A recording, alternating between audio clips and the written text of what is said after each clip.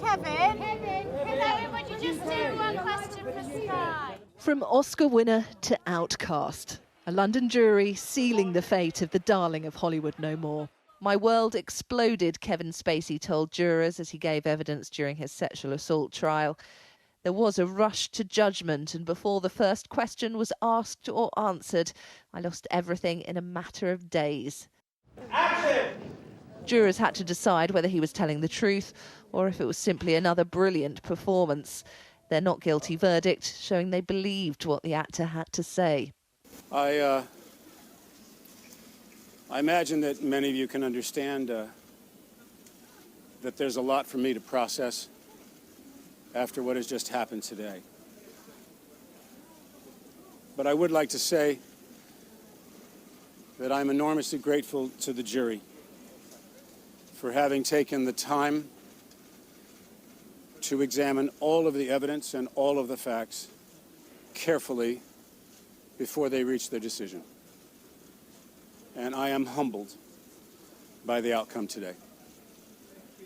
I also want to thank the staff inside this courthouse, the security, and all those who took care of us every single day, my legal team, Evan Lowenstein and Lucy, for being here every day. And that's all I have to say for the moment. Thank you very much.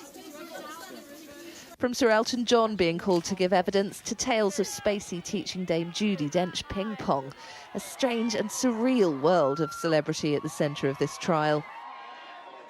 At its core, two sides to the story. Kevin Spacey was either, as the defence put it, a hard-working actor and a charming flirt who, after rising to the top, wanted to help others. Or, as the prosecution claimed, a sexual bully who got off on making men feel uncomfortable, using his fame to assault, grab, grope and behave with impunity. The accusations and the noise that surrounded this, even before it got to court, was incredibly damaging for him. The timing of the claims mostly coincided with Spacey's 11-year tenure as artistic director at the Old Vic. Signing him up had been quite the coup. It's not film, it's not television, it's live. And for me, I'm a theater rat, so for me it is the greatest form of expression.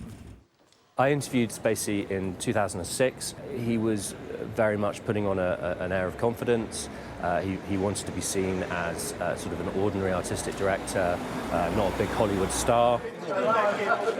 Turning the theatre's fortunes around and winning awards to boot.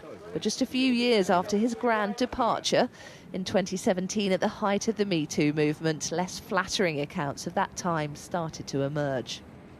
The Old Vic apologises wholeheartedly to the people who told us that they've been affected. It started after American actor Anthony Rapp claimed when he was 14 and working on Broadway, Spacey, then 26, made drunken sexual advances. While a civil court in the US last year found in Spacey's favour, that initial moment caused a domino effect of claims. Sacked from his hit show House of Cards for allegedly sexually harassing crew members, Spacey's production companies were ordered to pay back almost $31 million in losses to producers. Aside from turning up at obscure film festivals, work dried up and he faced mounting legal bills, stuck in limbo, until police eventually charged him last year in connection with claims made by 4 men. Photographers fighting to get a shot for very different reasons. His trial taking a year to get underway when the detail of the allegations eventually became public. One man who'd approached Spacey for career mentorship claimed he'd ended up passing out at the actor's flat after being invited out by him for late-night drinks around Waterloo, claiming Spacey drugged him and he woke up to find the actor performing a sex act on him, to which Spacey's team argued he'd shared an intimate but consensual moment with the man.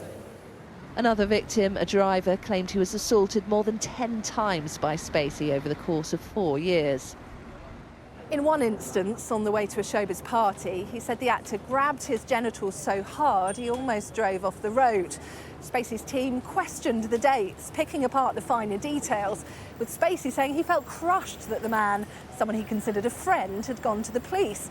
They'd been mutually flirtatious, he said, and any touching wasn't violent, but romantic in his eyes. Welcoming the chance, he said, to finally set the record straight in a court of law. Spacey told the jury the case against him was weak. Giving evidence for around a day and a half, from Spacey, there were tears as he spoke of losing everything. And there was humour when he admitted feeling lonely, asked if he'd reached out to people to ease the burden. There was laughter in the court as he said, sure, welcome to life. But there was nothing funny about the claims he faced. His defence, that accusers were either lying to get money, had their facts wrong, or were confused about how to process their attraction to him.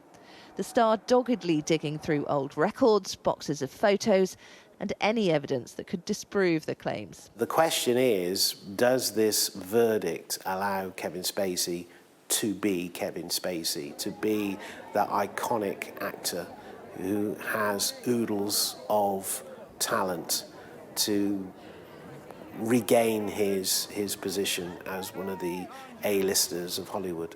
Sadly not. We live in a corporate world now, and raising money, getting insurance, all those other factors that exist on social media, where mainstream media has not got the same power. He will always, I'm afraid, have to suffer despite the fact that he's been proved innocent. His glittering acting career tarnished by claims that weren't proven to be true. In debt, having had little work, it's likely the star will be hoping a not guilty verdict can finally signal his Hollywood return. Katie Spencer, Sky News.